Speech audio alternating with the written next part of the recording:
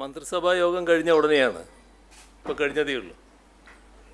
ഇപ്പോൾ നമ്മുടെ സംസ്ഥാനം ഉൾപ്പെടെയുള്ള രാജ്യത്തെ സംസ്ഥാനങ്ങളിൽ വോട്ടർ പട്ടിക പ്രത്യേക തീവ്ര പുനഃപരിശോധന SIR തിടുക്കപ്പെട്ട് നടപ്പാക്കാനുള്ള തെരഞ്ഞെടുപ്പ് കമ്മീഷൻ്റെ തീരുമാനം വലിയ ആശങ്കയാണ് ഉണ്ടാക്കിയിട്ടുള്ളത്. നമ്മുടെ രാജ്യത്തെ ജനാധിപത്യ പ്രക്രിയക്ക് തന്നെ വെല്ലുവിളി ഉയർത്തുന്ന ഒരു നീക്കമാണിത്. ഈ നീക്കത്തിൻ്റെ അപകടം ചൂണ്ടിക്കാട്ടി കേരള നിയമസഭ നേരത്തെ ഐകകണ്ഠ്യേന പ്രമേയം അംഗീകരിച്ചതാണ്. SIR നടപ്പാക്കുന്നതിൽ നിന്ന് പിന്തിരിയണമെന്നും സുതാര്യമായ വോട്ടർ പട്ടിക പുതുക്കൽ നടക്കണമെന്നുമാണ് നിയമസഭ ആവശ്യപ്പെട്ടിരുന്നത്. രാഷ്ട്രീയ പാർട്ടികളുടെയും സംസ്ഥാന തെരഞ്ഞെടുപ്പ് ഓഫീസറുടെ തന്നെയും അഭിപ്രായം അവഗണിച്ചാണ് SIR നടപ്പാക്കുമെന്ന തീരുമാനം ഇപ്പോൾ എടുത്തിട്ടുള്ളത്.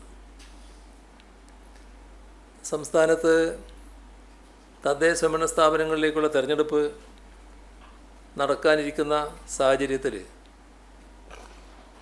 ഇതിപ്പോൾ പ്രായോഗികമല്ല എന്ന് സംസ്ഥാനത്തെ മുഖ്യ തെരഞ്ഞെടുപ്പ് ഓഫീസർ തന്നെ അഭിപ്രായപ്പെട്ടതാണ്. അപ്പോൾ ഈ തീരുമാനം ശക്തമായി എതിർക്കപ്പെടേണ്ട ഒന്നാണ്. അതിൻ്റെ ഭാഗമായി ഒട്ടേറെ ആശങ്കകൾ ഉയർന്നു വന്നിട്ടുണ്ട്. ഈ സാഹചര്യത്തിൽ തുടർ നടപടികൾ ആലോചിക്കുന്നതിനായി ഒരു സർവകക്ഷി യോഗം വിളിച്ചു ചേർക്കാൻ തീരുമാനിച്ചിട്ടുണ്ട്. ഈ നവംബർ 5 4 മണിക്ക് ആ സർവകക്ഷി യോഗം ചേരാനാണ് മന്ത്രിസഭ തീരുമാനിച്ചിട്ടുള്ളത്. അതോടൊപ്പം അഗ്നിരക്ഷാ സേവന വകുപ്പിൽ സ്റ്റേഷൻ ഓഫീസർ തസ്തികയിൽ വനിതകളെ നിയമിക്കുന്നതിന് പുതുതായി 12 വനിതാ സ്റ്റേഷൻ ഓഫീസർ തസ്തികകൾ സൃഷ്ടിക്കാമെന്ന് കണ്ടിട്ടുണ്ട്. ഇപ്രകാരം സൃഷ്ടിക്കുന്ന തസ്തികകളിൽ 50% PSC വഴി നേരിട്ടും 50% ഇപ്പോൾ സർവീസിലുള്ള വനിതാ ഫയർ ഓഫീസർമാരിൽ നിന്നും നിയമനം നടത്തും. കോട്ടയം ജില്ലയിലെ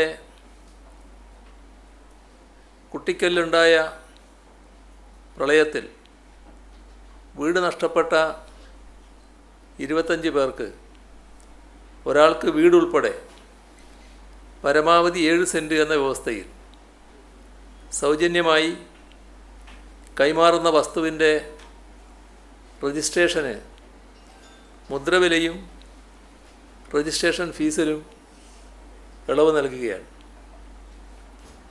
26,78,739 രൂപയുടെ ഇളവാണ് ഇതിലൂടെ ലഭ്യമാവുക.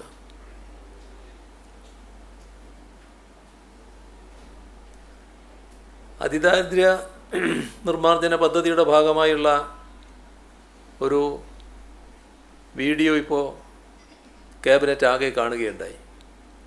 അതിൽ എറണാകുളത്തുള്ള ഒരു കുടുംബമായിരുന്നു അതിൽ ഉൾപ്പെടാൻ ബാക്കിയുണ്ടായിരുന്നത്. അതുകൂടി ഉൾപ്പെട്ട് 100% നില ഇന്ന് കൈവരിച്ചിട്ടുണ്ട്. അതിൻ്റെ ഔദ്യോഗികമായ പ്രഖ്യാപനം നവംബർ 1 നടത്തുന്നതാണ് കണ്ടിട്ടുള്ളത്. അത് നിയമസഭയിൽ നടത്താനാണ് ഉദ്ദേശിക്കുന്നത്. നമ്മുടെ PM ശ്രീ പദ്ധതിയുമായി ബന്ധപ്പെട്ട്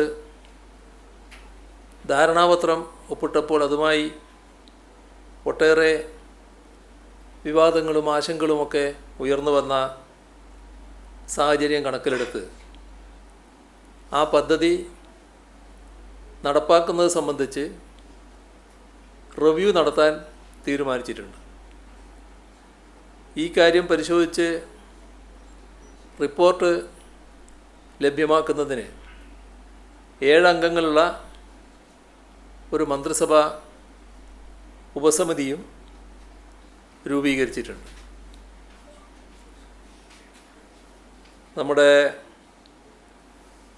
ഈ കാര്യങ്ങളുമായി ബന്ധപ്പെട്ട് PMC നടപ്പാക്കുന്നതുമായി ബന്ധപ്പെട്ടുള്ള തുടർ നടപടികൾ ഈ റിപ്പോർട്ട് വരുന്നതുവരെ നിർത്തിവെക്കുന്നതാണ്. ആ കാര്യം കേന്ദ്ര സർക്കാരിനെ കത്ത് മുഖേന അറിയിക്കുകയും ചെയ്യും. നമ്മുടെ സംസ്ഥാനത്ത് ഇത്തരമൊരു സബ് കമ്മിറ്റി എന്ന് പറയുമ്പോൾ വിദ്യാഭ്യാസ മന്ത്രി, പൊതുവിദ്യാഭ്യാസ മന്ത്രി അധ്യക്ഷൻ, കെ രാജൻ, റോഷി അഗസ്റ്റിൻ, പി രാജീവ്, റോഷി അഗസ്റ്റിനെ ഞാൻ പറഞ്ഞോ?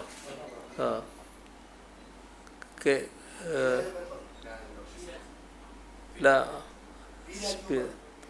നമ്മുടെ വിദ്യാഭ്യാസ മന്ത്രി അധ്യക്ഷൻ, പിന്നെ K Rajan, Prasad agriculture minister, നിയമമന്ത്രി P Rajeev, Roshi Augustine, K Krishnankutty, AK Saseendran, ഇങ്ങനെ 7 അംഗങ്ങളുള്ള കമ്മിറ്റിയാണ് നിശ്ചയിച്ചിട്ടുള്ളത്.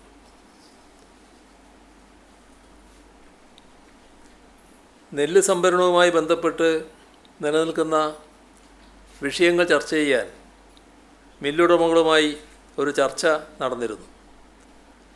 നെല്ല് സംസ്കരണ മില്ലുടമകൾക്ക് 2022-23 സംഭരണ വർഷം ഔട്ട് ടേൺ റേഷ്യോയുമായി ബന്ധപ്പെട്ട് നൽകാനുള്ള നഷ്ടപരിഹാര തുക 63,37,00,000 രൂപ. അത് അനുവദിക്കുന്ന കാര്യം തത്വത്തിൽ അംഗീകരിച്ചു. തീരുമാനിക്കേണ്ടത് മന്ത്രിസഭയാണ്. മന്ത്രിസഭയുടെ പരിഗണനയ്ക്ക് വിടാമെന്ന് സമ്മതിച്ചു. കേന്ദ്രം നിശ്ചയിച്ച 68% എന്ന ഔട്ട് ടേൺ റേഷ്യോയിൽ മാറ്റം വരുത്താൻ സംസ്ഥാനത്തിന് അധികാരമില്ല. എന്നാൽ ഇവിടുത്തെ സാഹചര്യത്തിൽ കേരളത്തിൽ ഈ പറയുന്ന രീതിയിൽ റേഷ്യോ ലഭിക്കുന്നില്ല എന്നത് മൊത്തത്തിൽ പരാതിയായിട്ട് ഉയർന്നു വന്നിട്ടുണ്ട്. അപ്പോൾ അതിൽ മാറ്റം വേണം എന്നതാണ് പൊതുവെ കാണുന്നത്. സംസ്ഥാന സർക്കാരിനും ആ അഭിപ്രായം തന്നെയാണുള്ളത്. അതിൻ്റെ ഭാഗമായി ഈ 68% എന്ന ഔട്ട് ടേൺ റേഷ്യോ കുറയ്ക്കേണ്ടതായിട്ടുണ്ട്. സംസ്ഥാനത്തിന് ഏകപക്ഷീയമായി ചെയ്യാൻ കഴിയുന്നതല്ല, കേന്ദ്രമാണ് ചെയ്യേണ്ടത്. അത് കേന്ദ്രത്തോട് ആവശ്യപ്പെടാൻ തീരുമാനിച്ചിട്ടുണ്ട്. എന്നാൽ ഇതുമായി ബന്ധപ്പെട്ട് മില്ലുടമകൾക്കുണ്ടാകുന്ന നെല്ല് സംഭരിക്കുമ്പോൾ, അത് അരിയാക്കുമ്പോൾ മില്ലുടമകൾക്കുണ്ടാകുന്ന നഷ്ടം അത് നികത്തുന്നതിനാവശ്യമായ ധനസഹായം നൽകുന്നതിന് സർക്കാർ തയ്യാറായാൽ അതിൽ ഇടപെടില്ല എന്ന നിലപാട് നേരത്തെ തന്നെ ഹൈക്കോടതി വ്യക്തമാക്കിയിട്ടുണ്ട്. അതിൻ്റെ അടിസ്ഥാനത്തിൽ ഇവിടെ ഇന്നെത്തിച്ചേർന്ന ചില ധാരണ അങ്ങനെയൊരു നഷ്ടം സംഭവിക്കുന്നത് കണക്കാക്കി ആ നഷ്ടം നികത്തി കൊടുക്കുന്നതിനാവശ്യമായ നടപടികൾ സ്വീകരിക്കുമെന്നാണ്. അത് സപ്ലൈകോയും മില്ലുടമകളും തമ്മിൽ ചർച്ച ചെയ്ത് ഒരു നിലപാടിലേക്ക് എത്തും. അതേപോലെ തന്നെ ട്രാൻസ്പോർട്ടേഷൻ ചാർജ് ലഭിക്കുന്നില്ല എന്ന പരാതി അവർക്കുണ്ടായിരുന്നു. ആ ട്രാൻസ്പോർട്ടേഷൻ ചാർജ് അനുവദിച്ച് നൽകാൻ കേന്ദ്ര സർക്കാരിനോട് ആവശ്യപ്പെട്ടിരുന്നു. ഇപ്പോൾ അത് സംബന്ധിച്ച് തീരുമാനമായി എന്നാണ് അറിയുന്നത്. അത് ലഭിക്കുന്ന മുറക്ക് അത് മുഴുവനായി മില്ലുടമകൾക്ക് ഇത് ട്രാൻസ്പോർട്ട് ചെയ്യുന്നതിൻ്റെ ഭാഗമായുള്ള ചെലവിലേക്ക് നൽകുന്നതിനാണ് നിശ്ചയിച്ചിട്ടുള്ളത്.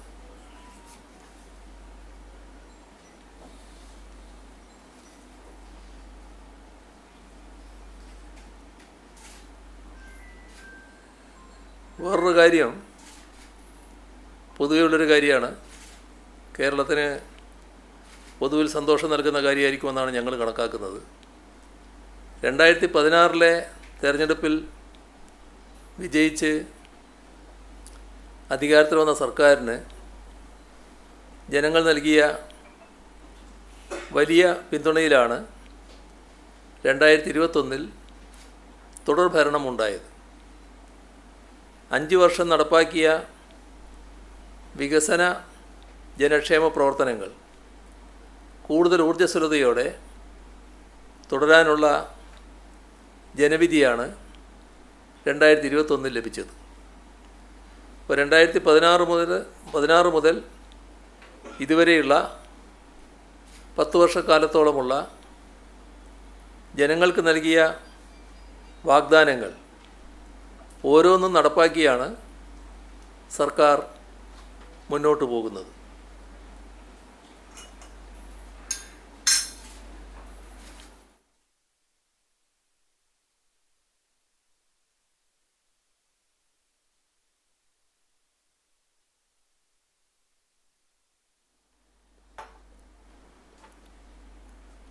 ഓരോ വർഷവും നടപ്പാക്കുന്ന കാര്യങ്ങൾ പ്രോഗ്രസ് റിപ്പോർട്ടായി ജനങ്ങൾക്ക് മുന്നിൽ അവതരിപ്പിക്കുന്ന നിലയാണ് സർക്കാർ സ്വീകരിച്ചിരുന്നത്.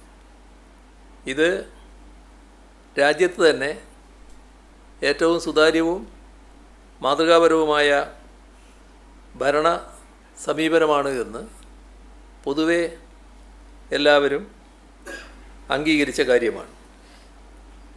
2021 സർക്കാർ അധികാരത്തിൽ വന്നതിന് ശേഷം അതിദാരിദ്ര്യം പൂർണ്ണമായി നിർമ്മാർജ്ജനം ചെയ്യുക എന്ന വളരെ പ്രധാനപ്പെട്ട ലക്ഷ്യമാണ് അംഗീകരിച്ചത്. നേരത്തെ പറഞ്ഞു, ആ ലക്ഷ്യം പൂർത്തീകരിക്കാൻ നമുക്കായി. ഈ കേരളപ്പിറവി ദിനത്തിൽ നമ്മുടെ രാജ്യത്തെ ആദ്യത്തെ അതിദരിദ്രമുക്ത സംസ്ഥാനമായി ഔപചാരികമായി കേരളം ഉയർത്തപ്പെടുകയാണ്. ഇത് നമ്മൾ കാണേണ്ടത് രാജ്യത്തെ ഏക സംസ്ഥാനം എന്നുള്ളത് മാത്രമല്ല, ലോകത്ത് തന്നെ അപൂർവം പ്രദേശങ്ങൾ മാത്രമേ ഇത്തരത്തിൽ അതിദാരിദ്ര്യമുക്തമായതുള്ളൂ. അപ്പോൾ ആ പട്ടികയിലേക്ക് നമ്മുടെ സംസ്ഥാനം ഉയരുകയാണ്. സമൂഹത്തിൽ ഏറ്റവും കഷ്ടത അനുഭവിക്കുന്നവരുടെ കൈപിടിച്ചുയർത്തുക എന്ന മഹത്തായ ലക്ഷ്യമാണ് നാം നേടുന്നത്. ഇത് ലോകമാകെ അംഗീകരിക്കുന്ന കേരള മാതൃകയ്ക്ക് കൂടുതൽ തിളക്കം നൽകുന്ന നേട്ടമാണ്. കേന്ദ്ര സർക്കാർ സാമ്പത്തികമായി ഉപരോധം തീർത്ത് ഞെരിക്കാൻ ശ്രമിക്കുമ്പോഴും സംഘടിതമായ ഒട്ടേറെ വ്യാജ പ്രചാരണങ്ങളിലൂടെ വലതുപക്ഷ ശക്തികൾ സർക്കാരിനെ തകർക്കാൻ ശ്രമിക്കുമ്പോഴും അതിനെയെല്ലാം അതിജീവിച്ചാണ് ഈ നേട്ടങ്ങൾ നമുക്ക് കൈവരിക്കാൻ കഴിഞ്ഞിട്ടുള്ളത്. നമ്മുടെ വികസന മാതൃക കേവലം സാമ്പത്തിക കണക്കുകളുടേതല്ല, അത് മാനവികതയിൽ അധിഷ്ഠിതമാണ്. സർക്കാരിന് മുന്നിൽ പലതരത്തിലുണ്ടായ തടസ്സങ്ങൾ, പ്രതിസന്ധികൾ അതാകെ വിശദീകരിക്കാൻ ഈ അവസരം ഉപയോഗിക്കുന്നില്ല. പക്ഷേ അവയെല്ലാം മറികടന്ന് ജനങ്ങളുടെ ക്ഷേമം ഉറപ്പാക്കുന്നതിൽ സർക്കാർ പ്രതിജ്ഞാബദ്ധമായ നിലപാടാണ് സ്വീകരിച്ചിട്ടുള്ളത്. അതിൻ്റെ ഭാഗമായി ഇന്ന് ചേർന്ന മന്ത്രിസഭാ യോഗം ചില തീരുമാനങ്ങൾ എടുത്തിട്ടുണ്ട്. അതിൽ ഒന്നാമത്തേത് സ്ത്രീ സുരക്ഷയ്ക്ക് പുതിയ പദ്ധതി ആരംഭിക്കുന്നതാണ്. സാമൂഹ്യക്ഷേമ പദ്ധതികളിൽ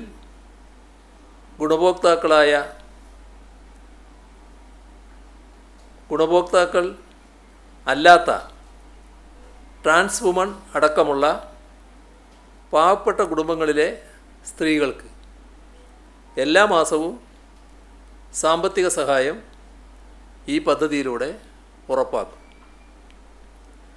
35 മുതൽ 60 വയസ്സ് വരെയുള്ള നിലവിൽ ഏതെങ്കിലും സാമൂഹ്യക്ഷേമ പെൻഷൻ ലഭിക്കാത്ത AAY മഞ്ഞ കാർഡ്, PHH മുൻഗണനാ വിഭാഗം പിങ്ക് കാർഡ്, ഈ വിഭാഗത്തിൽപ്പെട്ട സ്ത്രീകൾക്ക് പ്രതിമാസം 1000 രൂപ വീതം സ്ത്രീ സുരക്ഷാ പെൻഷൻ അനുവദിക്കും.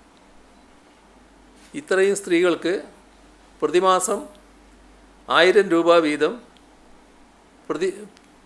സ്ത്രീ സുരക്ഷാ പെൻഷൻ അനുവദിക്കുമ്പോൾ 33,34,000 സ്ത്രീകൾ ഈ പദ്ധതിയുടെ ഗുണഭോക്താക്കളാകും എന്നാണ് കണക്കാക്കുന്നത്. പ്രതിവർഷം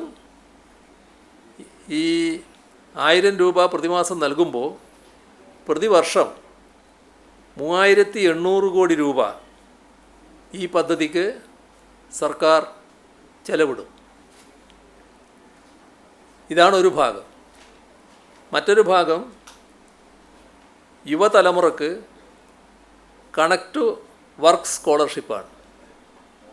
വിദ്യാർത്ഥികൾക്ക് മികച്ച ജോലി ലഭിക്കാൻ സ്റ്റൈപ്പൻഡ് അല്ലെങ്കിൽ സാമ്പത്തിക സഹായം നൽകുന്ന പദ്ധതി ആരംഭിക്കും. പ്രതിവർഷ കുടുംബ വരുമാനം 1,00,000 രൂപയിൽ താഴെയുള്ള +2, ITI, ഡിപ്ലോമ, ഡിഗ്രി ഈ പഠനത്തിന് ശേഷം വിവിധ നൈപുണ്യ കോഴ്സുകളിൽ പഠിക്കുന്നവരോ വിവിധ ജോലി മത്സര പരീക്ഷകൾക്ക് തയ്യാറെടുക്കുന്നവരോ ആയ 18 മുതൽ 30 വയസ്സ് വരെയുള്ള യുവതി യുവാക്കൾക്ക് പ്രതിമാസം 1000 രൂപ വീതം ധനസഹായം നൽകും. കണക്ട് വർക്ക് സ്കോളർഷിപ്പ് എന്ന പേരിലുള്ള ഈ പദ്ധതിയിൽ 5 ലക്ഷം യുവതി യുവാക്കൾ ഗുണഭോക്താക്കളാകും എന്നാണ് പ്രതീക്ഷിക്കുന്നത്. പ്രതിമാസം 1000 രൂപ വീതം നൽകുന്ന ഈ പദ്ധതിക്കായി സർക്കാർ പ്രതിവർഷം 600 കോടി രൂപ ചെലവിടേണ്ടതായി വരും.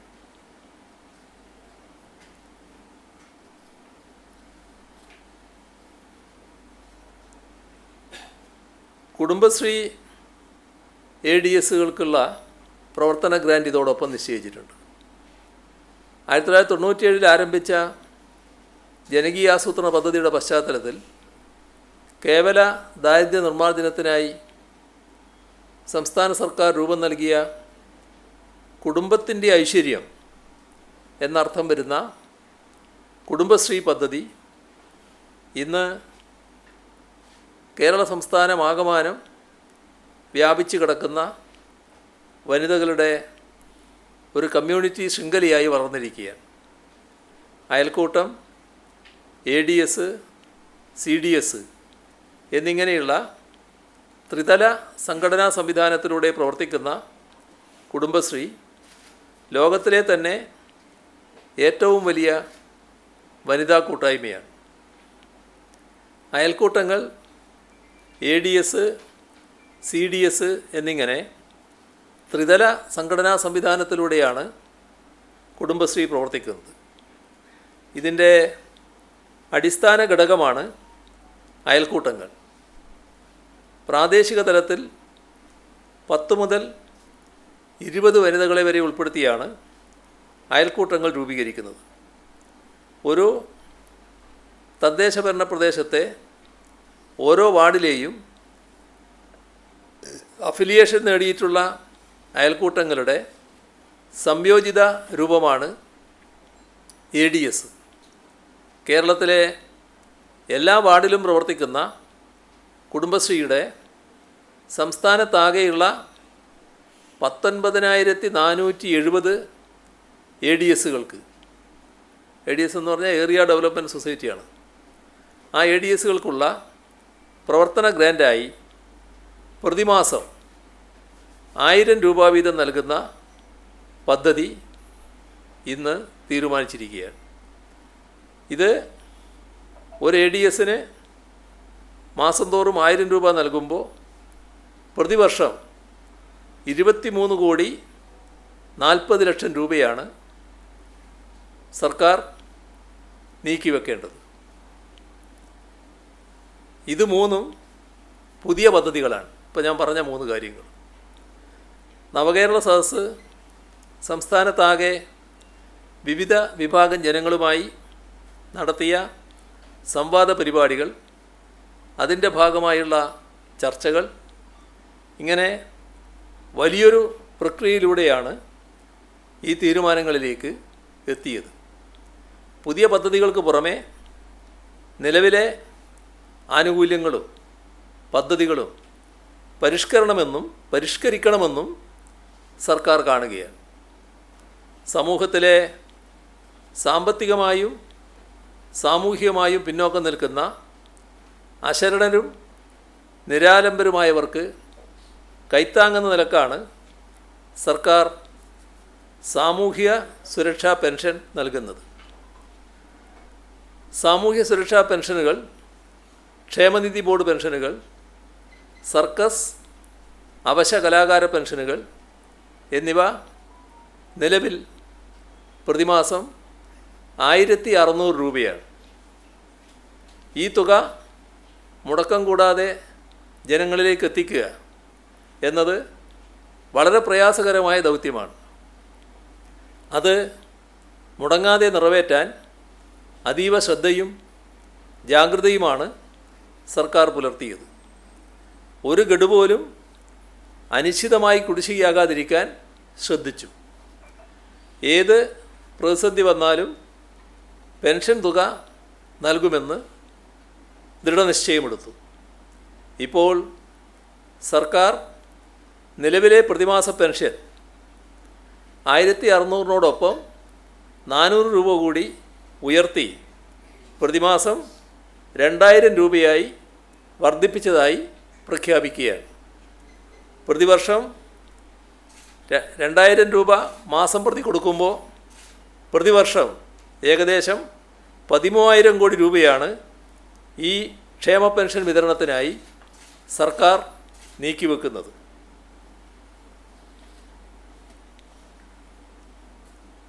സംസ്ഥാന സർക്കാർ ജീവനക്കാർ, അധ്യാപകർ, പെൻഷൻകാർ എന്നിവർക്ക് നൽകാനുള്ള DA, DR കുടിശ്ശിക ഈ സാമ്പത്തിക വർഷത്തിൽ 2 ഗഡു നൽകിയിട്ടുണ്ട്. കോവിഡ് കാലത്തെ സാമ്പത്തിക പ്രതിസന്ധികൾക്കിടയിലും പ്രഖ്യാപിച്ച മെച്ചപ്പെട്ട ശമ്പള പരിഷ്കരണത്തിൻ്റെ ആനുകൂല്യങ്ങൾ ലഭ്യമാക്കാൻ സർക്കാരിന് കഴിഞ്ഞിട്ടുണ്ട്. ഈ സാമ്പത്തിക വർഷം തന്നെ 1 ഗഡു DA, DR കൂടി അനുവദിക്കുന്നതായി പ്രഖ്യാപിക്കുകയാണ്.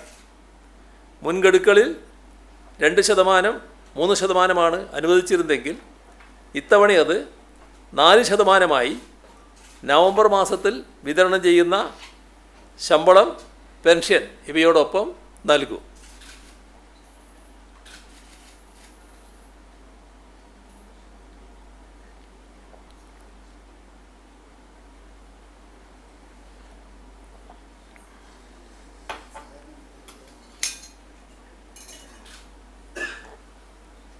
സംസ്ഥാന സർക്കാർ ജീവനക്കാരുടെ 11ാം ശമ്പള പരിഷ്കരണ കുടിശ്ശികയുടെ 1ഉം 2ഉം ഗഡുക്കൾ ഈ വർഷം നൽകിയിട്ടുണ്ട്.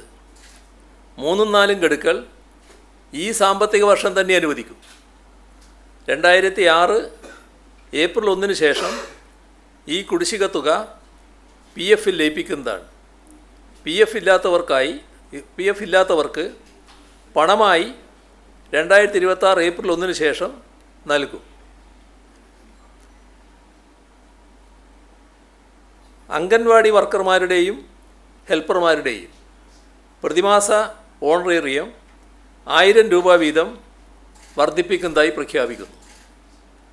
66,240 പേർക്ക് ഇതിൻ്റെ പ്രയോജനം ലഭിക്കും. 1000 രൂപ വീതം അംഗൻവാടി വർക്കർമാർ, ഹെൽപ്പർമാർ അവരുടെ പ്രതിമാസ ഓണറേറിയം 1000 രൂപ വീതം വർദ്ധിപ്പിക്കുന്നു. 1000 രൂപ വീതം പ്രതിമാസം വർദ്ധിപ്പിക്കുമ്പോൾ 66,240 പേർക്കാണ് ഇതിൻ്റെ പ്രയോജനം ലഭിക്കുക. അതിന് പ്രതിവർഷം 934 കോടി രൂപ ചെലവ് പ്രതീക്ഷിക്കുന്നുണ്ട്. ഇതിനു മുൻപ് 2024 ഓണറേറിയം വർദ്ധിപ്പിച്ചത്.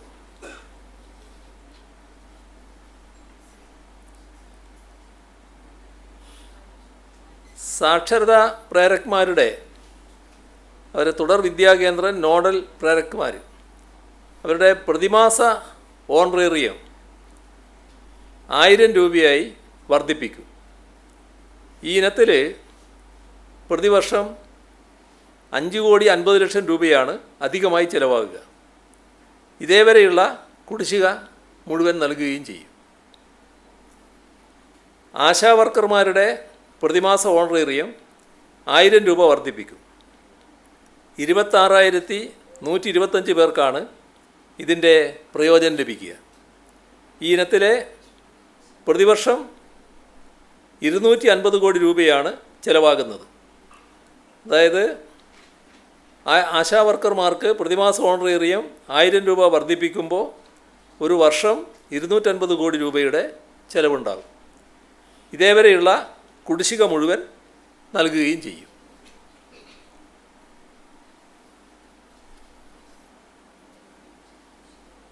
സംസ്ഥാനത്താകെ 13,327 പാചക തൊഴിലാളികളാണുള്ളത്. ഇവരുടെ പ്രതിദിന കൂലി 50 രൂപ വർദ്ധിപ്പിക്കും. ഈ ഇനത്തിൽ പ്രതിവർഷം 16 കോടി രൂപയുടെ അധിക ചെലവ് വരും. പ്രീ പ്രൈമറി ടീച്ചർമാരും ആയമാരും ഇവരുടെ പ്രതിമാസ വേതനം 1000 രൂപ വർദ്ധിപ്പിക്കുന്നു. ഈ ഇനത്തിൽ പ്രതിവർഷം 5,72,00,000 രൂപ അധികമായി ചെലവ് വരും.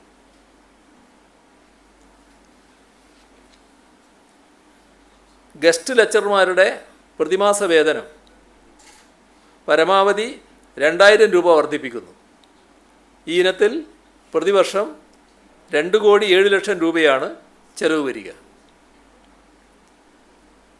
റബ്ബർ ഉൽപ്പാദന ഇൻസെൻറ്റീവ് പദ്ധതി പ്രകാരം റബ്ബർ കർഷകർക്ക് നൽകി വരുന്ന റബ്ബറിൻ്റെ താങ്ങുവില കിലോഗ്രാമിന് 180 രൂപയിൽ നിന്നും 200 രൂപയാക്കി ഉയർത്തും. ഈ പദ്ധതികളും ആനുകൂല്യങ്ങളും കേരള പിറവി ദിനമായ നവംബർ 1 മുതൽ പ്രാബല്യത്തിൽ വരും. ഇത് നടപ്പിലാക്കുന്നതിനായി ബന്ധപ്പെട്ട വകുപ്പുകൾ അടിയന്തര നടപടി സ്വീകരിക്കും. നവംബർ 1 മുതൽ ഇതെല്ലാം നടപ്പിലാവുകയാണ്. ഇതോടൊപ്പം നെല്ലിൻ്റെ സംഭരണ വില ഇപ്പോൾ 28 രൂപ 20 പൈസയാണ്. അതിൽ നിന്ന് ആ സംഭരണ വില 30 രൂപയായി വർദ്ധിപ്പിക്കാൻ ഇന്നത്തെ മന്ത്രിസഭാ യോഗം തീരുമാനിച്ചിട്ടുണ്ട്. അപ്പോൾ ഇത്രയും കാര്യങ്ങളാണ് മന്ത്രിസഭാ യോഗം ഇന്ന് തീരുമാനിച്ചത്. കേന്ദ്രം സൃഷ്ടിക്കുന്ന സാമ്പത്തിക ഞെരുക്കത്തിൻ്റെ പശ്ചാത്തലത്തിലും ജനങ്ങളോടുള്ള പ്രതിബദ്ധതയാണ് സർക്കാർ പ്രധാനമായി കാണുന്നത്. അതുകൊണ്ടാണ് എല്ലാ പ്രയാസങ്ങളും മാറ്റിവെച്ച് ഈ വർദ്ധിച്ച ആനുകൂല്യങ്ങൾ നൽകാൻ തയ്യാറാകുന്നത്. ഇതിനു പുറമെ മറ്റ് ചില നടപടികൾ കൂടി അറിയിക്കാനുണ്ട്. കേരള നിർമ്മാണ തൊഴിലാളി ക്ഷേമനിധി ബോർഡിലെ തൊഴിലാളികളുടെ പെൻഷൻ അത് കുടിശ്ശികയായി കിടക്കുന്നുണ്ട്. ആ കുടിശ്ശിക കൊടുത്തു തീർക്കും. ഇതിന് വേണ്ടിവരുന്ന തുക 992 കോടി രൂപയാണ്. ഇത് കണ്ടെത്താൻ വായ്പയെടുക്കും. Kerala anganwadi workers and helpers ക്ഷേമനിധി പെൻഷൻ കുടിശ്ശികയും കൊടുത്തു തീർക്കും. ഇതിന് 24,60,00,000 രൂപയാണ് ആവശ്യമായി വരുന്നത്. ഈ തുക അധിക അംശാദായമായി സർക്കാർ ഈ വർഷം നൽകും. പട്ടികജാതി വിഭാഗത്തിൽപ്പെട്ട വിദ്യാർത്ഥികൾക്കുള്ള പോസ്റ്റ് മെട്രിക് സ്കോളർഷിപ്പ്, അധിക ധനസഹായം, 9-10 ക്ലാസ്സുകളിൽ പഠിക്കുന്ന വിദ്യാർത്ഥികൾക്കുള്ള പ്രീ മെട്രിക് സ്കോളർഷിപ്പ്, അനാരോഗ്യകരമായ ചുറ്റുപാടുകളിൽ ജോലി ചെയ്യുന്നവരുടെ മക്കൾക്കുള്ള പ്രീ മെട്രിക് സ്കോളർഷിപ്പ്, ഇവയ്ക്ക് സംസ്ഥാന വിഹിതം 18,20,00,000 രൂപ ഒറ്റത്തവണയായും അധിക ധനസഹായമായി 220,25,00,000 രൂപയും അനുവദിക്കും. പട്ടികവർഗ വിഭാഗത്തിൽപ്പെട്ട വിദ്യാർത്ഥികൾക്കുള്ള പോസ്റ്റ് മെട്രിക് സ്കോളർഷിപ്പ് 40,35,00,000 രൂപ ഒറ്റത്തവണയായി അനുവദിക്കും. മത്സ്യത്തൊഴിലാളി വിദ്യാർത്ഥികൾക്കുള്ള സ്കോളർഷിപ്പിന് 25 കോടി രൂപ അനുവദിക്കും. സ്കോളർഷിപ്പ് ഇനത്തിൽ ആകെ 303,80,00,000 രൂപയാണ് അനുവദിക്കുക. വകുപ്പുകളുടെ ബജറ്റ് വിഹിതത്തിൽ നിന്നും നൽകുന്ന ധനസഹായ പദ്ധതികൾ കുടിശ്ശിക ഉൾപ്പെടെ കൊടുത്തു തീർക്കുന്നതിനായി 498,36,00,000 രൂപ അധികമായി നൽകും. തണൽ പദ്ധതി മത്സ്യത്തൊഴിലാളി കുടുംബങ്ങൾക്കുള്ള ധനസഹായം 207,40,00,000 രൂപ. ഖാദി തൊഴിലാളികൾക്കുള്ള പൂരക വരുമാന പദ്ധതി 44 കോടി രൂപ. ഖാദി സ്ഥാപനങ്ങൾക്കും ഖാദി ബോർഡിന് കീഴിലുമുള്ള പ്രോജക്റ്റുകൾക്ക് അനുവദിക്കുന്ന റിബേറ്റ് 58 കോടി രൂപ. ഖാദി തൊഴിലാളികൾക്കുള്ള ഉത്സവ ഭത്തയും ഉൽപ്പാദന ഇൻസെൻറ്റീവും 2,26,00,000 രൂപ. യൂണിഫോം വിതരണത്തിൻ്റെ ഭാഗമായി കൈത്തറി തൊഴിലാളികൾക്കുള്ള കൂലിയും റിബേറ്റും 50 കോടി രൂപ. പട്ടികജാതി വിഭാഗത്തിൽപ്പെട്ട മിശ്ര വിവാഹിതർക്കുള്ള ധനസഹായം 64 കോടി രൂപ.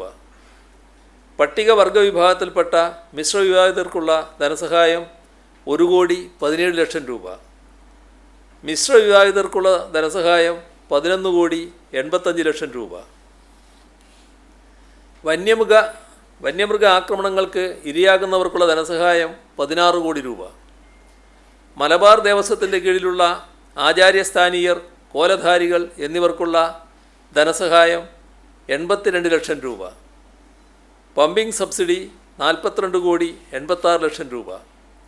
ആരോഗ്യവകുപ്പുമായി ബന്ധപ്പെട്ട ധനസഹായങ്ങളും മറ്റാനുകൂല്യങ്ങളുമാണ് ഇനി പറയുന്നത്. ലെപ്രസി, ക്യാൻസർ, ക്ഷയരോഗികൾക്കുള്ള ധനസഹായം സമയബന്ധിതമായി നൽകുന്നതിന് പണം അനുവദിക്കും. കാസ്പ്, KBF പദ്ധതികളുടെ സുഗമമായ നടത്തിപ്പിനായി കുടിശ്ശിക നിവാരണത്തിനായി അധികം വേണ്ട തുക കൂടി ചേർത്ത് IBDS മുഖേന പണം നൽകും. ആരോഗ്യകിരണം, ശ്രുതിതരംഗം പദ്ധതികൾക്ക് പൂർണ്ണമായും തുക അനുവദിക്കും. മരുന്ന് വിതരണവുമായി ബന്ധപ്പെട്ട തടസ്സങ്ങൾ നീക്കുവാൻ KMSCL-ന് 914 കോടി രൂപ IBDS മുഖേന അനുവദിക്കും. സപ്ലൈകോ വിപണി ഇടപെടൽ ഇനത്തിൽ കുടിശ്ശിക തീർക്കുന്നതിനായി 110 കോടി രൂപ അനുവദിക്കും. നെല്ല് സംഭരണത്തിൽ ബാക്കി നൽകാനുള്ള തുക ഉടൻ അനുവദിക്കും. കൺസോർഷ്യം വായ്പയിൽ നിന്നോ മറ്റു വഴികളിലൂടെയോ കുടിശ്ശിക തീർക്കാനുള്ള തുക കണ്ടെത്തും. ദേശീയ ഭക്ഷ്യസുരക്ഷാ നിയമപ്രകാരമുള്ള ചെലവുകൾക്കായി 194 കോടി രൂപ അനുവദിക്കും. കരാറുകാരുടെ കുടിശ്ശിക BDS വഴി കൃത്യതയോടെ നൽകും. ഈ ഇനത്തിൽ ആകെ 3,094 കോടി രൂപയാണ് ചെലവ് പ്രതീക്ഷിക്കുന്നത്. മുഖ്യമന്ത്രിയുടെ തദ്ദേശ റോഡ് പുനരുദ്ധാരണ പദ്ധതിക്കായി ബജറ്റിൽ വകയിരുത്തിയ 1000 കോടി രൂപ ഈ സാമ്പത്തിക വർഷം ഡിസംബർ 31 വരെ സമർപ്പിക്കുന്ന ബില്ലുകൾക്ക് BDS ഒഴിവാക്കി മുൻഗണന നൽകി നേരിട്ട് തുക അനുവദിക്കും. കേരള സാമൂഹ്യ സുരക്ഷാ മിഷൻ മുഖേന നടപ്പിലാക്കുന്ന 10 പദ്ധതികൾക്കുള്ള കുടിശ്ശിക തീർക്കുന്നതിനായി 88,38,00,000 രൂപ അനുവദിക്കും.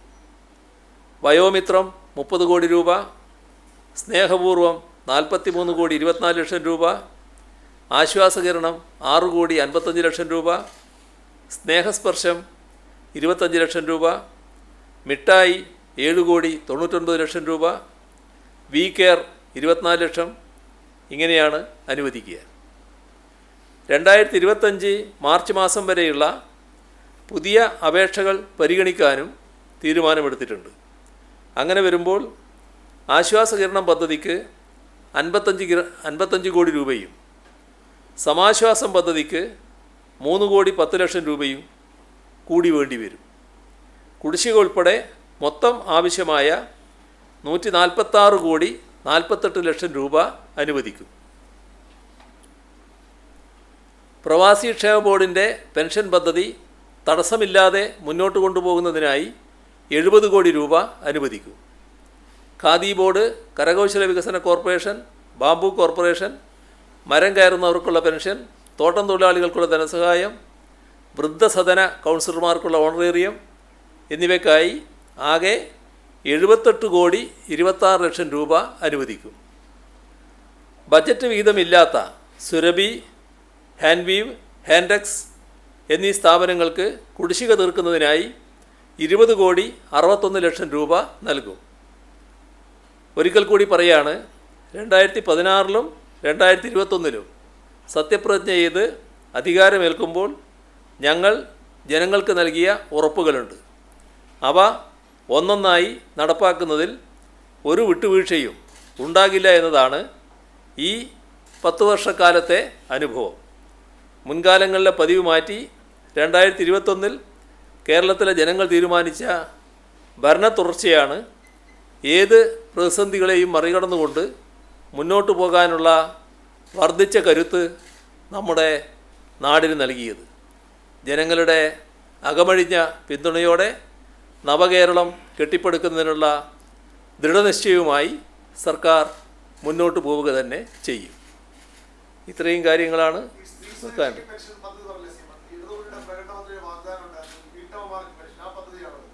അതുമായി ബന്ധപ്പെട്ട് വരുമല്ലോ, സ്ത്രീ സുരക്ഷ അതുമായി ബന്ധപ്പെട്ട് തന്നെ വരുമല്ലോ.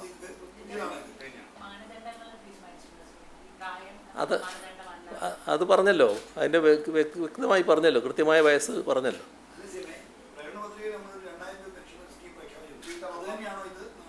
അതാ അതിൻ്റെ ഭാഗമായിട്ടാണ് വരിക.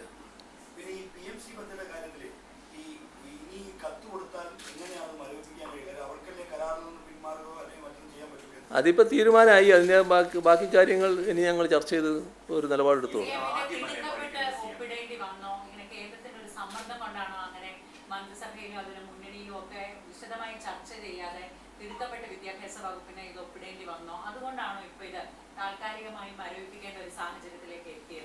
ഇപ്പം ഏതായാലും മരവിപ്പിച്ചല്ലോ.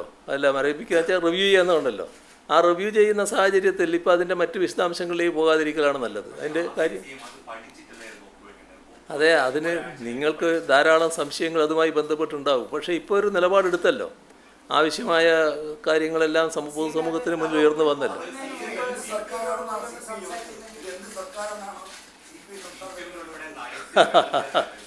അതൊക്കെ നിങ്ങൾക്ക് ലേശം രസം തന്നിട്ടുണ്ട്. പക്ഷേ അത്തരം കാര്യങ്ങളല്ല ഇപ്പം ചർച്ച ചെയ്യേണ്ടത്. ഇപ്പം നമ്മൾ ചർച്ച ചെയ്യേണ്ടത് അതുമായി ബന്ധപ്പെട്ട് കാര്യങ്ങൾ അവസാനിച്ചു. ഒരു നല്ല രീതിയിൽ കാര്യങ്ങൾ പരിശോധിക്കാനൊരു സമിതിയെ ചുമതലപ്പെടുത്തി. ആ സമിതിയുടെ പരിശോധന നടക്കുന്നതുവരെ PMശ്രീയുമായി ബന്ധപ്പെട്ട നടപടികൾ ഇവിടെ നടപ്പാക്കില്ല എന്ന് കാണുകയും ചെയ്തു. അവിടെ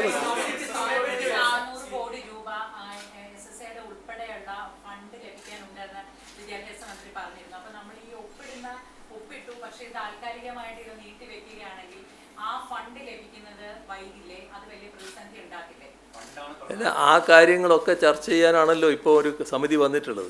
ആ സമിതി വന്ന സാഹചര്യത്തിൽ ഇനി അതുമായി ബന്ധപ്പെട്ട് മറ്റു കൂടുതൽ അഭിപ്രായങ്ങൾ ഇപ്പോൾ പറയുന്നത് ഒരു നല്ല കാര്യമല്ല.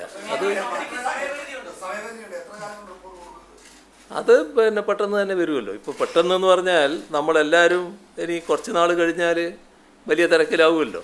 അതിൻ്റെ എല്ലാം അതിൻ്റെ തിരക്ക് കഴിഞ്ഞിട്ട് കാര്യങ്ങൾ നടക്കുമല്ലോ.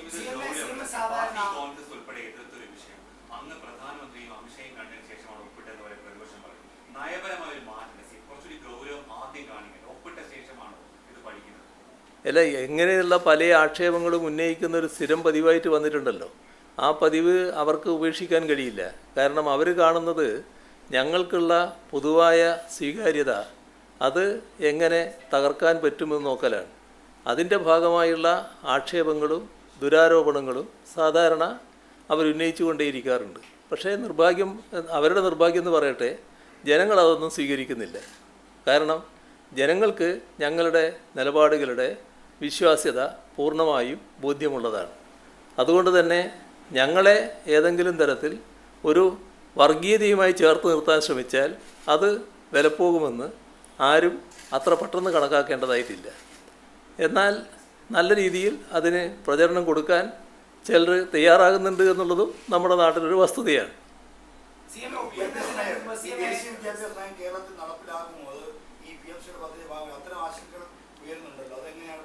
ആ കാര്യത്തിൽ വ്യക്തതയുണ്ട്. അതിനെപ്പറ്റി ഒരാശങ്കയില്ല. അത് ഇതുമായി ബന്ധപ്പെട്ട കാര്യമല്ല. ദേശീയ വിദ്യാഭ്യാസ നയത്തിൻ്റെ ഭാഗമായി അതിൻ്റെ മറവിൽ ഒരു RSS അജണ്ട നടപ്പാക്കാനുള്ള താല്പര്യമാണ്. അതിലൂടെയാണ് നമ്മുടെ പൊതു പാഠ്യപദ്ധതിയിൽ നിന്ന് ഗാന്ധിവധം മറ്റൊരു രീതിയിൽ ചിത്രീകരിക്കാൻ ശ്രമിച്ചത്. അത് ഞാൻ പറഞ്ഞു കഴിയട്ടെ. അതിൻ്റെ ഭാഗമായി തന്നെയാണ് മറ്റു തരത്തിലുള്ള വക്രീകരണങ്ങൾ വന്നത്. എന്നാൽ നമ്മളെന്താ ചെയ്തത്? ആ ചരിത്ര ഭാഗങ്ങൾ പ്രത്യേകമായി തന്നെ പഠിപ്പിക്കുന്ന നിലയാണ് സ്വീകരിച്ചത്. ആ കാര്യങ്ങളിൽ ഒരു തരത്തിലുള്ള മാറ്റമോ വ്യതിയാനമോ നമ്മുടെ കേരളത്തിലുണ്ടാകില്ല. കാരണം അത്തരം നയങ്ങളോട് വിട്ടുവീഴ്ചയില്ലാത്ത നിലപാടാണ് ഞങ്ങൾ സ്വീകരിക്കുന്നത്. അപ്പോൾ ഇന്ത്യ രാജ്യത്ത് ഇത്തരമൊരു നിലപാട് സ്വീകരിച്ച ഏക സംസ്ഥാനം മാത്രമേ ഉള്ളൂ. അത് നമ്മുടെ സംസ്ഥാനമാണ്. അത് തുടരുക തന്നെ ചെയ്യും. പദ്ധതിയിൽ ഒപ്പിടുന്നതിന് മുമ്പ് തന്നെ CPI-യോട് ഒരു ചർച്ച നടത്തിയിരുന്നുവെങ്കിൽ ഈ ഒരു അവസ്ഥ ഉണ്ടാവുക. സാധാരണ മുഖ്യമന്ത്രി ഒരു തീരുമാനം എടുത്തു കഴിഞ്ഞാൽ അതിൽ നിന്നും പിന്നോട്ട് പോകുന്ന ആളല്ല. ഇതിപ്പോ വലിയ നാണക്കേടായില്ലേ സമൂഹത്തിന് മുന്നിൽ? അവരോട് ചോദിക്കാമായിരുന്നില്ല. എന്താ അതിന്റെ അഭിപ്രായം? ഏതായാലും ഇതുമായി ബന്ധപ്പെട്ട് കാര്യങ്ങളെല്ലാം ചർച്ച ചെയ്ത് തീരുമാനമായല്ലോ. ഇപ്പം അതിലേക്ക് നമ്മൾ പോകാതിരിക്കലാണ് നല്ലത്.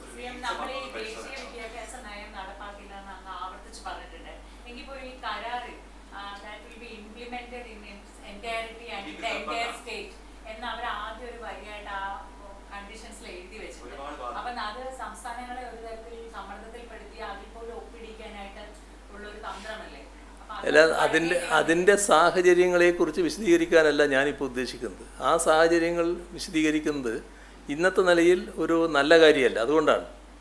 കാരണം ഇപ്പോൾ അതുമായി ബന്ധപ്പെട്ട് പൊതുവിൽ തീരുമാനിച്ചിട്ടുള്ളത് ഇത് നമ്മൾ റിവ്യൂ ചെയ്യുന്നു. ആ റിവ്യൂ ചെയ്യുന്നതിൻ്റെ ഭാഗമായി തൽക്കാലം ഈ ഘട്ടത്തിൽ തീരുമാനം ഒരു കമ്മിറ്റി വന്നല്ലോ. ആ സബ് കമ്മിറ്റിയുടെ പരിശോധന പൂർത്തിയാകുന്നതുവരെ PM-ശ്രീ പദ്ധതി ഇവിടെ നടപ്പാകുന്നില്ല. അങ്ങനെയൊരു നിലപാടെടുത്തു കഴിഞ്ഞ സാഹചര്യത്തിൽ പിന്നെ അതിൻ്റെ മറ്റു കാര്യങ്ങൾ ഞാനിപ്പോൾ പറയുന്നത് അത് ഗുണകരമായൊരു കാര്യമല്ല. അതാണ് നിങ്ങൾ മനസ്സിലാക്കേണ്ടത്.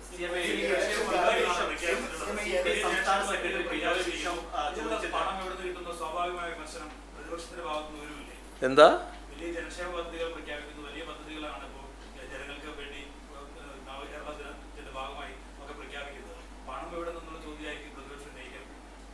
അത് പണം ഇത് കൊടുത്തില്ലെങ്കിലല്ലേ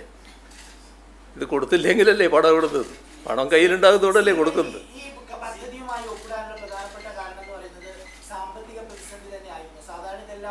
ഞാൻ പറഞ്ഞു അതുമായി ബന്ധപ്പെട്ടുള്ള മറ്റു ചോദ്യങ്ങൾ ഇപ്പം ഞാൻ ഒഴിവാക്കുകയാണ്. ഇതിനൊന്നും എൻ്റെ കയ്യിൽ മറുപടി ഇല്ലാത്തതുകൊണ്ടല്ല. ഞാൻ പറയുന്നത് കേൾക്ക്. ഇതുമായി ബന്ധപ്പെട്ടുള്ള കാര്യങ്ങൾക്ക് ഞാനിപ്പോൾ വിശദീകരണം നൽകുന്നില്ല എന്ന് ഞാൻ പറഞ്ഞു. അത് വിശദീകരണം ഇല്ലാത്തതുകൊണ്ടല്ല. ഇപ്പം ഞങ്ങൾ എത്തിച്ചേർന്നൊരു ധാരണയുണ്ട്. ആ ധാരണയിൽ നിന്ന് വ്യതിചലിച്ച് പോകാൻ ഞാൻ തയ്യാറല്ല. അതാണ്.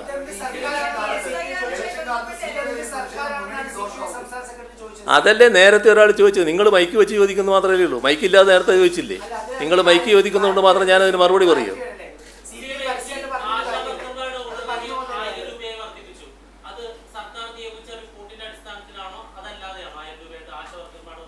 ഇപ്പം ഏതായാലും പ്രഖ്യാപിച്ചല്ലോ. ഏതിൻ്റെ അടിസ്ഥാനത്തിലായാലും അതിരിക്കട്ടെ. അതൊക്കെ അവരെ കാര്യം വെച്ചല്ല ഞാൻ പറയുന്നത്.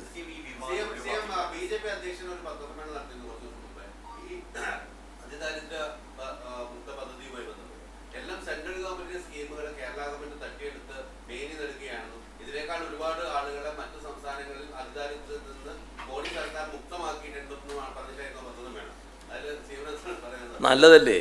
അങ്ങനെ ഉണ്ടെങ്കിൽ ഏറ്റവും നമുക്കെല്ലാവർക്കും സന്തോഷിക്കാമല്ലോ. നമ്മുടെ നാട് മാത്രമേ നന്നാകാൻ പാടുള്ളൂ നമുക്കുണ്ടോ? എല്ലാ നാടും നന്നായി വരട്ടെ. പക്ഷേ എവിടെയാണെന്ന് പറയണ്ടേ? ഇങ്ങനെ മൊത്തം പറഞ്ഞാൽ മതിയോ?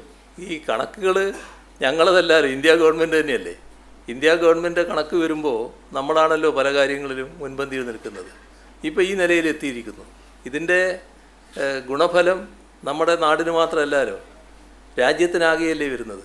അതിദാരിദ്ര്യമുക്തമായൊരു പ്രദേശം, അത് ഇന്ത്യ രാജ്യത്ത് കേരളം എന്നൊരു സംസ്ഥാനമുണ്ട് എന്നല്ലേ ലോകം കാണുക.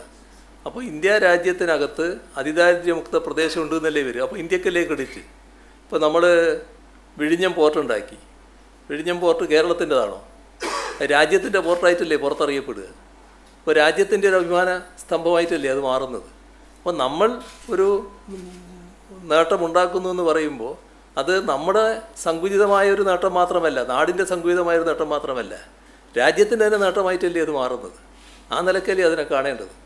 ഈ കാര്യത്തിലുള്ള സഹായം ഉണ്ടെങ്കിൽ നല്ലത് തന്നെ. നമുക്കിപ്പോൾ ഒരു സഹായവും നിഷേധിക്കേണ്ട കാര്യമില്ലല്ലോ. പക്ഷേ ഏതൊക്കെ സഹായമാണെന്ന് അതിൻ്റെ കൂടെ പറയുന്നത് നല്ലതാണ് എന്ന് മാത്രം.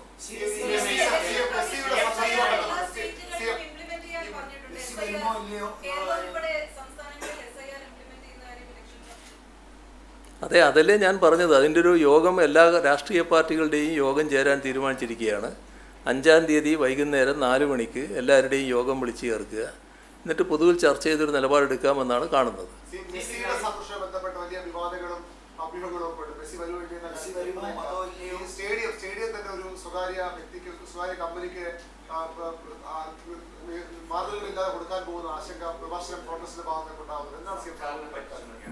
സ്റ്റേഡിയത്തിൻ്റെ കാര്യം പറയാം. സ്റ്റേഡിയം ഇപ്പോൾ ആരുടെ കയ്യിലാണോ ഉള്ളത് അവരുടെ കയ്യിൽ തന്നെയായിരിക്കും. അതിൻ്റെ അകത്ത് ഒരു സ്വകാര്യ കമ്പനിക്കും സ്റ്റേഡിയം കൈമാറുന്ന പ്രശ്നം ഉണ്ടാവില്ല. അതെന്താണെന്ന് പറഞ്ഞാൽ നമ്മുടെ കളി അവിടെ നടക്കുമെന്നാണല്ലോ കണക്കാക്കിയിരുന്നത്. ഇപ്പോഴാണല്ലോ അതിന് വേറൊരു ടേൺ വന്നിട്ടുള്ളത്. ഏതായാലും ആ കളി നടക്കുമ്പോൾ ഇൻ്റർനാഷണൽ സ്റ്റാൻഡേർഡിനനുസരിച്ച് അവിടെ മാറേണ്ടതുണ്ട്. അതിന് സ്പോൺസർഷിപ്പ് വാഗ്ദാനം ചെയ്ത ആൾക്കാർ അതുമായി ബന്ധപ്പെട്ടുള്ള നടപടികൾ നടത്താൻ വേണ്ടി സന്നദ്ധമായിട്ടുണ്ട്. ആ നടപടികൾ നടത്തുക എന്നല്ലാതെ സ്റ്റേഡിയം മുഴുവൻ അവർക്ക് വിട്ടുകൊടുക്കാൻ ഒരു ഘട്ടത്തിലും ആലോചിച്ചിട്ടില്ല. മാത്രമല്ല അങ്ങനെ വിട്ടുകൊടുക്കുകയുമില്ല.